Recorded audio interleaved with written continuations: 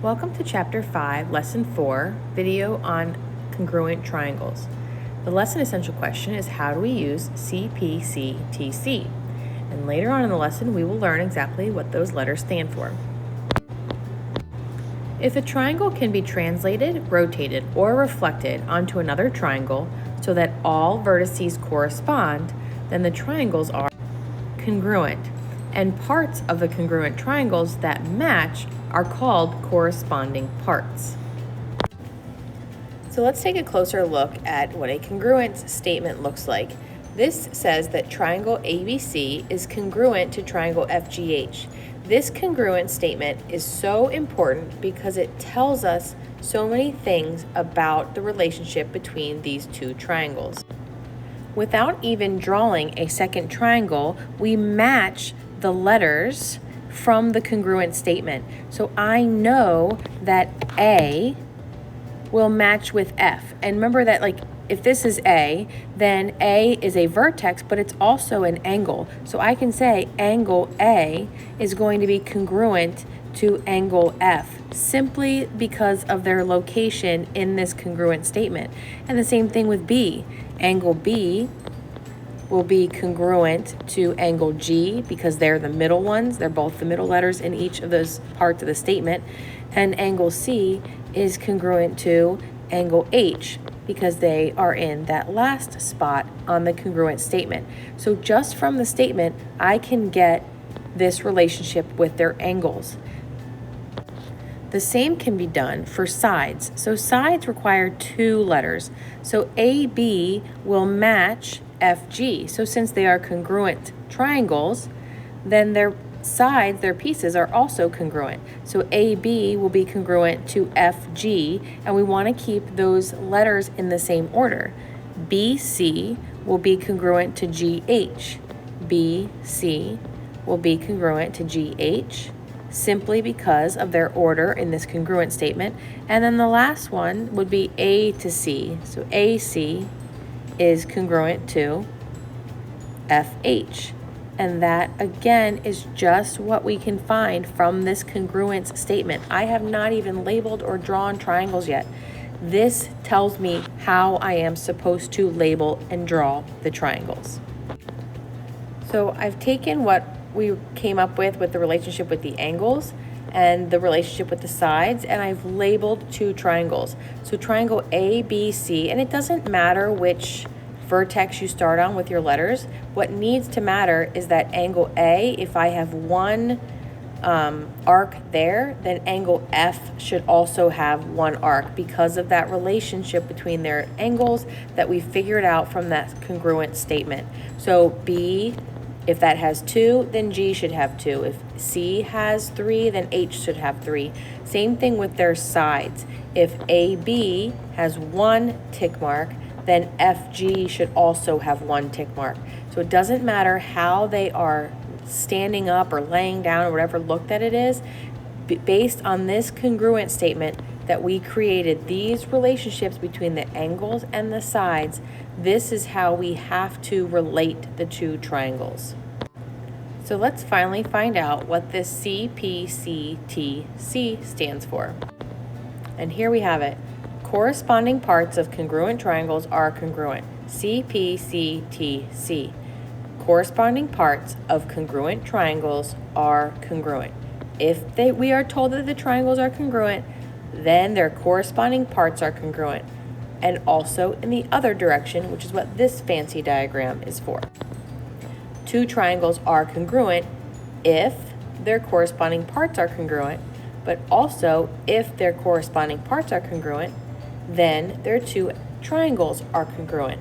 So remember this IFF we've talked about before stands for if and only if, which means that it is a biconditional statement, which means it goes both directions. So if the two triangles are congruent, then their corresponding parts are congruent. If their corresponding parts are congruent, then we can say that the two triangles are congruent. And again, this relationship just helps us to find missing pieces of triangles. So the task with this example, it says if triangle RST is congruent to triangle XYZ, we should name the congruent angles and sides, then mark all the congruencies, which is exactly what we did with the ABC and FGH. So based on this congruence statement, I know that the R matches with the X. So I'm just going to label it R and X, and then I will name it by angle R is congruent to angle X. So that's what we're asked to do here, naming the congruent angles and marking it on here. So that's an example of an angle. If I do the sides, it would be RS and XY. So RS, I'll give 1 tick mark. So XY has to have 1 tick mark. And I would say that side RS is congruent to side XY. Okay, so I did one of each. You go ahead and finish them out with the other 2 angle relationships and the other 2 sides, and making sure that you're marking up your notes as well with the congruencies.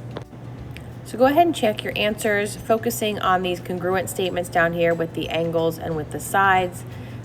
If you happen to mark them in the exact same way as I did, where RS was 1 and then ST was 2 and RT was 3, then yours should look very similar to mine. It might just be a little bit different depending on how you situated the number of tick marks and arcs in each spot.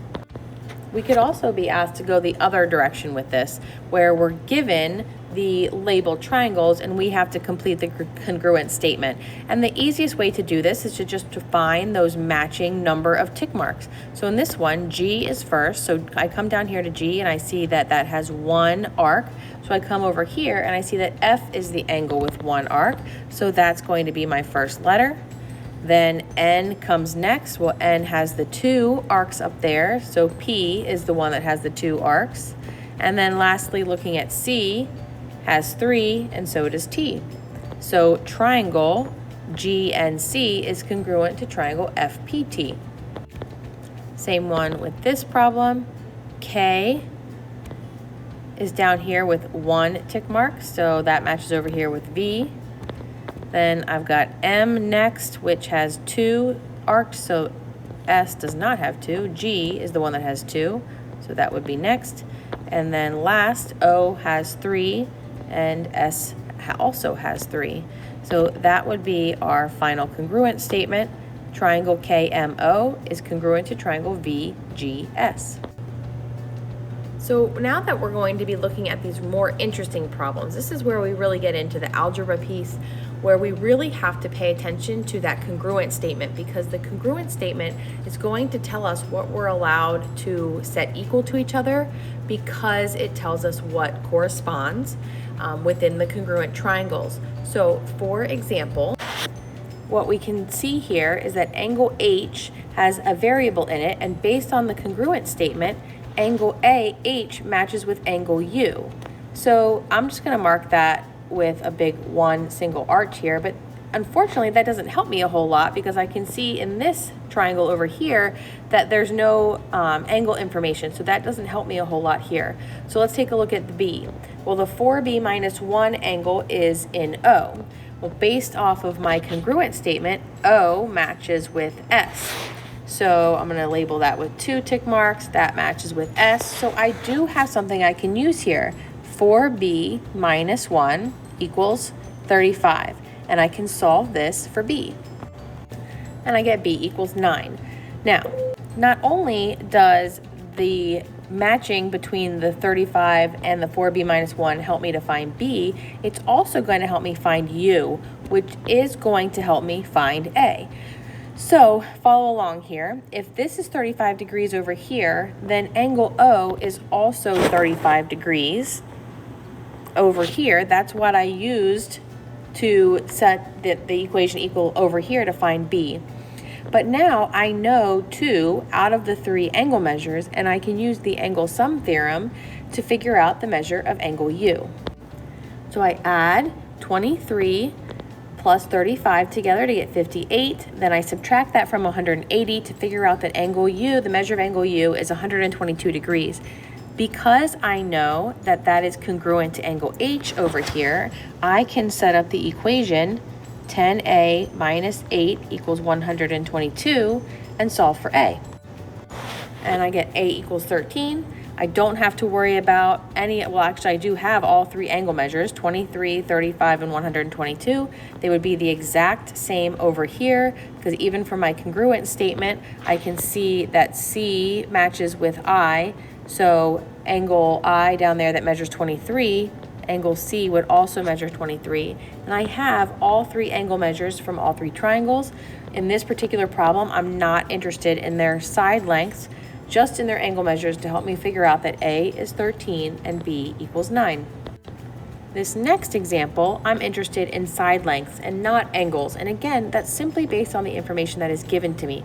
None of the angles are marked here. I'm not interested in any variables or missing angle measures. The variables are located on the side lengths, so that's where I'm going to get started.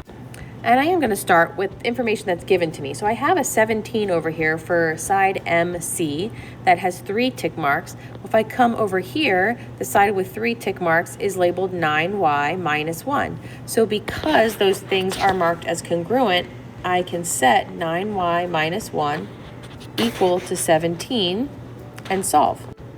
And I can get y equals 2. Next, I'm just going to go ahead and jump to this one that just has x. I'm skipping over this because this has an x and a y in it, and now that I know y, I could solve it, but I'm just going to go to this 3x plus 2 and notice that it has 1 tick mark, and so does this RD length over here only has 1 tick mark, and that's equal to 20. So I'm going to go ahead and set 3x plus 2 equal to 20 based on their congruence there, and I'm going to solve for x, and I get x equals 6, so y equals 2, and x equals 6, which means now I can just plug in 5 times 6 plus 2 to get 32.